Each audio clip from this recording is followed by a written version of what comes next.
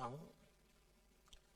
देश की प्रगति का आधार है कि केंद्र और राज्य साथ मिलकर के कार्य करें और निश्चित दिशा में आगे बढ़े। कोऑपरेटिव फेडरलिज्म को और अधिक सार्थक बनाना और यही नहीं, हमें प्रयत्नपूर्वक कॉम्पिटिटिव कोऑपरेटिव फेडरलिज्म को न सिर्फ राज्यों के बीच डिस्ट्रिक्ट तक ले जाना है, ताकि विकास की स्पर्धा निरंतर चलती रहे, विकास ये प्राइम एजेंडा बना रहे, देश को नई ऊंचाई पर ले जाने की स्पर्धा कैसे बढ़े, ये मंथन करने के लिए पहले भी कई बार हमने चर्चा की है। आज भी स्वाभाविक है कि इस समिट में उस पर बल दिया जाएगा। हमने कोरोना कालखंड में देखा है कि कैसे अब राज्य और केंद्र सरकार ने मिलकर काम किया, देश सफल हुआ और दुनिया में भी भारत की एक अच्छी छवि निर्माण हुई। साथियों, आज जब देश अपनी आजादी के 75 वर्ष पूरे करने जा रहा है, तब इस गवर्निंग काउंसिल की बैठक और महत्वपूर्ण हो गई है।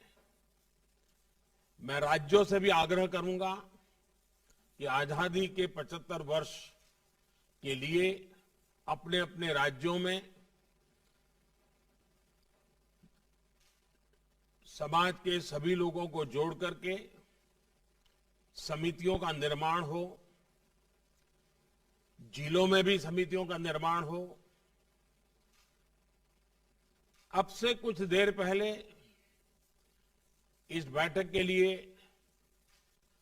बिंदुओं का एक सरसरा उल्लेख आपके सामने हुआ है। इन एजेंडा पॉइंट्स का चयन देश की सर्वोच्च प्राथमिकताओं को ध्यान में रखते हुए किया गया है।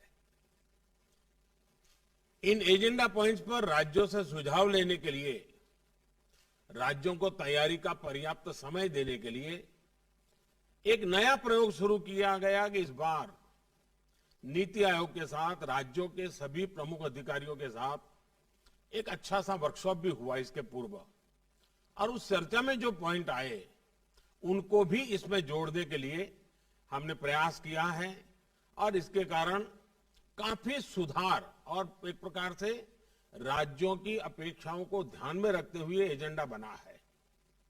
इस प्रक्रिया से गुजरने की वजह से इस बार गवर्निंग काउंसिल के एजेंडा पॉइंट्स बहुत स्पेसिफिक है और हमारी चर्चा को और सारगर्भित बनाएंगे। साथियों, पिछले कुछ सालों में हमने देखा है कि हमारे देश के गरीबों को एम्पावर करने की दिशा में बैंक खाते खुलने से, टीकाकरण बढ़ने से, स्वास्थ्य सुविधा बढ़ने से, मुफ्त बिजली कनेक्शन मिलने से, मुफ्त गैस कनेक्शन, मुफ्त शौचालय निर्माण की योजनाओं, उनके जीवन में, खास करके गरीबों के जीवन में एक अभूतपूर्व बदलाव नजर आ रहा है। देश में अभी हर गरीब को पक्की छत देने का अभियान भी तेज गति से चल रहा है। कुछ राज्य बहुत अच्छा परफॉर्म कर रहे हैं, कुछ राज्यों को अपनी गति बढ़ाने की आवश्यकता भी है। 2014 के बाद से देखें तो गांवों और शहरों को मिलाकर 2 करोड़ 40 लाख से ज्यादा घरों का निर्माण पूरा किया गया है। आपको मालूम है, देश के 6 शहरों में आधुनिक टेक्नोलॉजी से घरें बनाकर एक अभियान चल रहा है।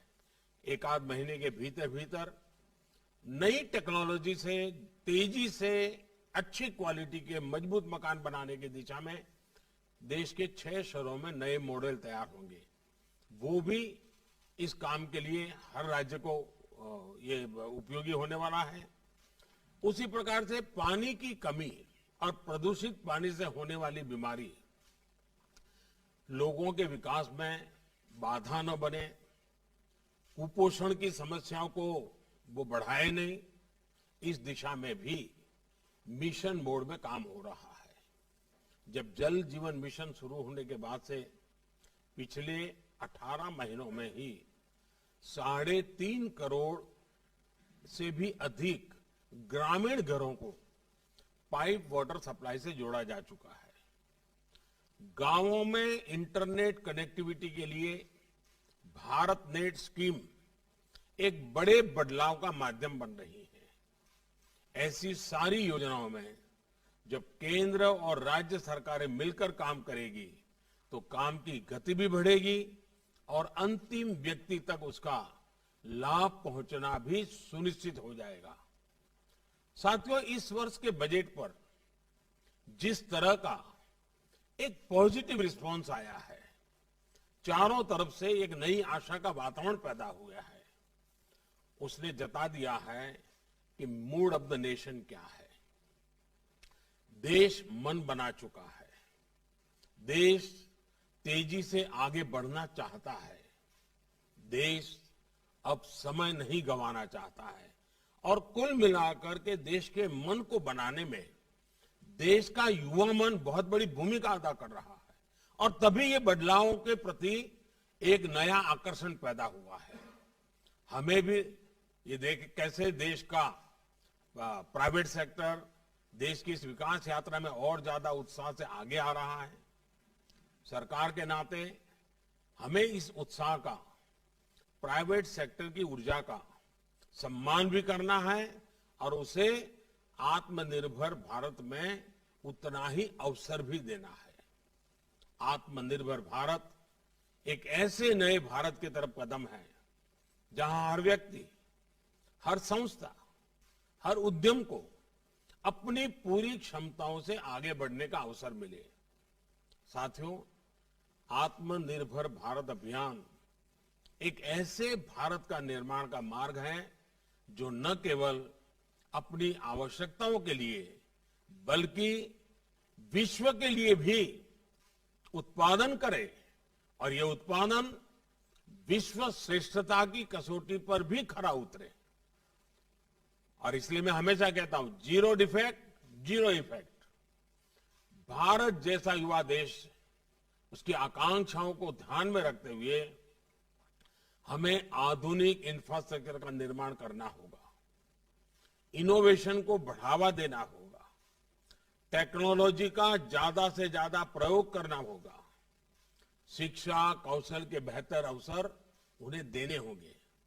साथियों, हमें अपने बिजनेस को, एमएसएमईज को, स्टार्टअप्स को और मजबूत करने की जरूरत है। हमारे हर राज्य की अपनी एक खूबी है, हर राज्य के हर जिले के पास अपना हुनर है, अपनी खासियत है, कई प्रकार के पोटेंशियल्स हम बारीकी से देखें तो नजर आते हैं। सरकार द्वारा देश को ये सैकड़ों जिलों के प्रोडक्ट्स को शॉर्टलिस्ट करके उनके वैल्यूएडिशन के लिए, मार्केटिंग और एक्सपोर्ट के लिए उन्हें प्रमोट किया जा रहा है।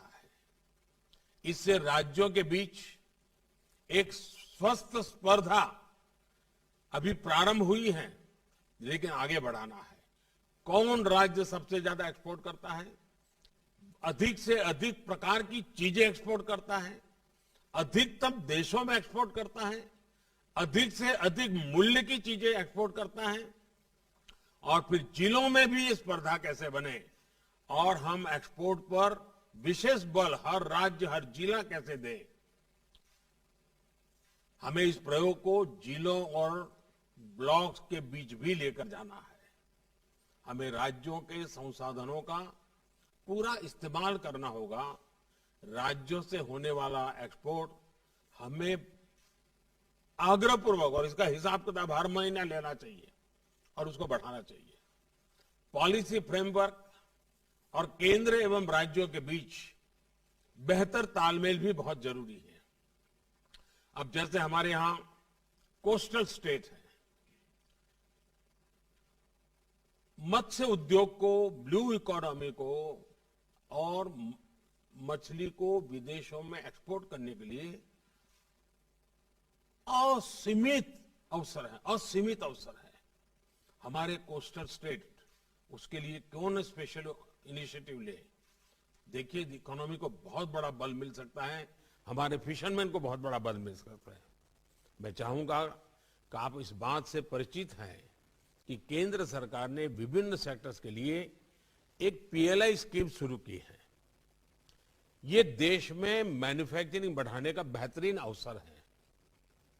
राज्यों को भी इस स्कीम का पूरा लाभ लेते हुए अपने यहां ज्यादा से ज्यादा निवेश आकर्षित करना चाहिए। कॉरपोरेट टैक्स की दरें कम करने का लाभ भी राज्यों ने बढ़ चढ़ करके उठाना चाहिए। आपने ऐसी कंपनियों का संपर्क करना चाहिए कि दुनिया में इतना कम टैक्स रेट जब किया गया है तो उसका फायदा आपके राज्य को मिलना चाहिए। साथियों, इस बार के बजट में इंफ्रास्ट्रक्चर के लिए दिए गए फंड की भी काफी चर्चा हो रही है। इंफ्रास्ट्रक्चर पर होने वाला ये खर्च देश की अर्थव्यवस्था को कई स्तर पर आगे बढ़ाने का काम करेगा, रोजगार के भी बहुत अवसर पैदा करेगा। एक मल्टीपल इफेक्ट होती है इसकी।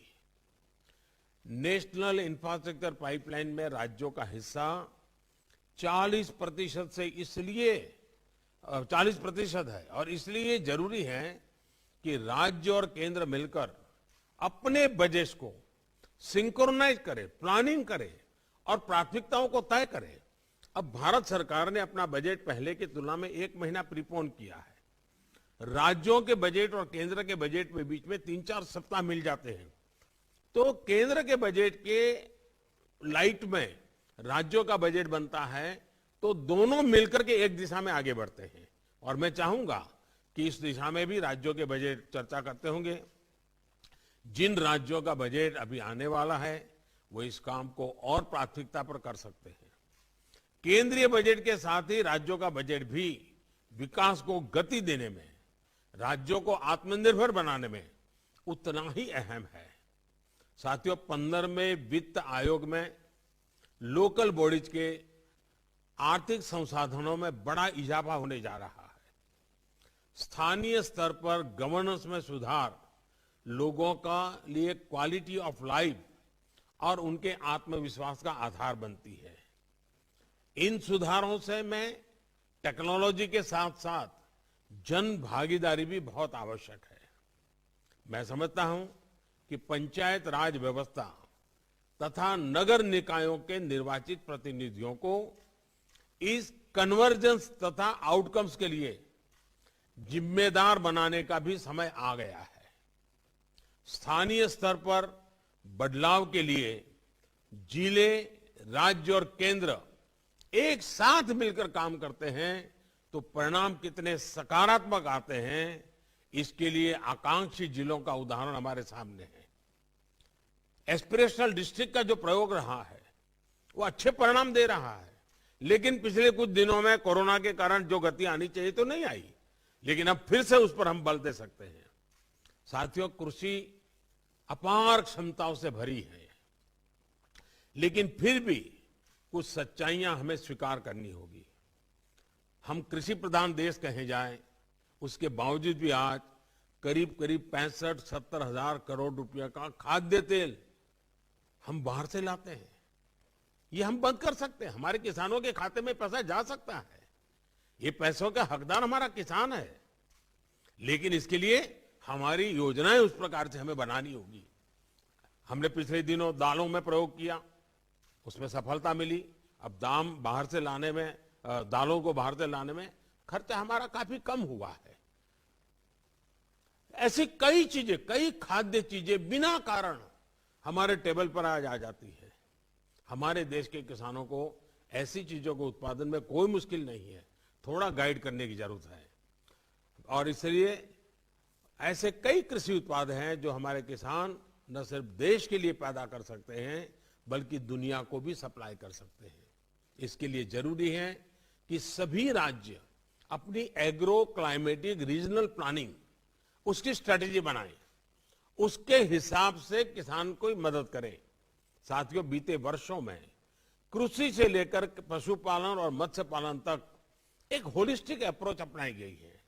इसका परिणाम है कि कोरोना के दौर में भी देश में कृषि निर्यात में काफी बढ़ोतरी हुई है, लेकिन हमारा पोटेंशियल इससे अनेक गुना ज्यादा है। हमारे प्रोडक्ट्स का वेस्टेज कम से कम हो, इसके लिए स्टोरेज और प्रोसेसिंग पर भी ध्यान देने की जरूरत है और उसमें इन्वेस्टमेंट के लिए हमें जितने भी पोटेंशियल जहां भी है उसको जोड़ना पड़ेगा। हमें जानते हैं कि भारत साउथ ईस्ट एशिया में रॉ फिश एक्सपोर्ट करता है। जब मैंने प्रारंभ में कहा, वहां वो फिश प्रोसेस करके भारी मुनाफे और प्रोसेस प्रोडक्ट के तौर पर बेची जाती है। क्या हम सीधे प्रोसेस फिश प्रोडक्ट को बड़े पैमाने पर एक्सपोर्ट नहीं कर सकते? हमारे सभी कोस्टल स्टेट खुद अपना इनिशिएटिव लेकर के इस पूरे ग्लोबल मार्केट को ऊपर अपना प्रभाव पैदा नहीं कर सकते हैं? ऐसी स्थिति कई और क्षेत्रों, कई और प्रोडक्ट्स के साथ है। हमारे किसानों को जरूरी आर्थिक संसाधन मिले, बेहतर इंफ्रास्ट्रक्चर मिले, आधुनिक टेक्नोलॉजी मिले, इसके लिए रिफॉर्म्स बहुत जरूरी है। साथियों, हाल ही में ऐसे कई रिफॉर्म्स किए गए हैं जो रेगुलेशन को कम करते हैं, सरकार का दखल कम करते हैं। मैंने पिछले दिनों देखा, सरकार के अंदर सामान्य व्यक्ति को कंप्लायंस, हजारों ऐसे कंप्लायंस हैं जिसको हम निकाल सकते हैं। जैसे पिछले दिनों हमने 1500 कानून खत्म किए। मैं राज्यों से आग्रह करूंगा, आप एक छोटी टीम बिठाइए, बिना कारण, अब जब टेक्नोलॉजी है तो बार बार चीजें मांगने की जरूरत नहीं है लोगों से।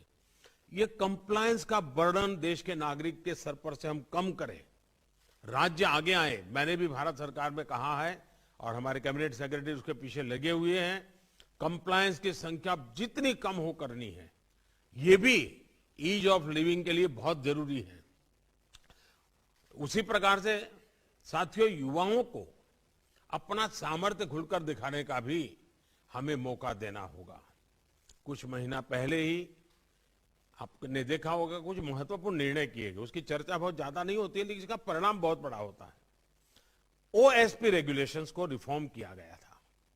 इससे युवाओं को कहीं से भी काम करने की फ्लेक्सिबिलिटी मिली है। इसका बहुत बड़ा लाभ हमारे टैक्स सेक्टर को मिला। मैं अभी पिछले दिनों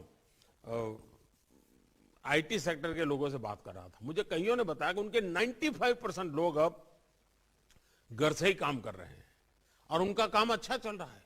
अब देखिए ये कितना बड़ा बदलाव आ रहा है। हमने इन चीजों पर बल देना होगा। हमें ऐसी जो बंदिशें हैं, उन सारी बंदिशों को समाप्त करना चाहिए। काफी मात्रा में हमने पिछले दिनों रिफॉर्म करके किया भी है। आपने देखा होगा, कुछ दिन पहले हमने एक बहुत महत्वपूर्ण निर्णय किया है। जियो स्पेशियल डेटा से जुड़े नियमों को भी लिबरलाइज कर दिया है। जो अभी हमने किया है वो अगर आज से 10 साल पहले हम कर पाते तो शायद ये गूगल वगैरह भारत के बाहर नहीं बनते, वो हमारे यहां बनते। हमारे ही लोगों की टैलेंट है, लेकिन प्रोडक्ट हमारी नहीं है। इससे हमारे स्टार्टअप्स और टेक सेक्टर को तो बहुत बड़ी मदद मिली है। मैं चाहता हूं कि ये फैसला देश के सामान्य मानवी की ईज ऑफ लिविंग बढ़ाने में मदद करेगा। और साथियों, मैं 2 चीजों का आग्रह करूंगा। आज विश्व में हमें एक अवसर प्राप्त हुआ है।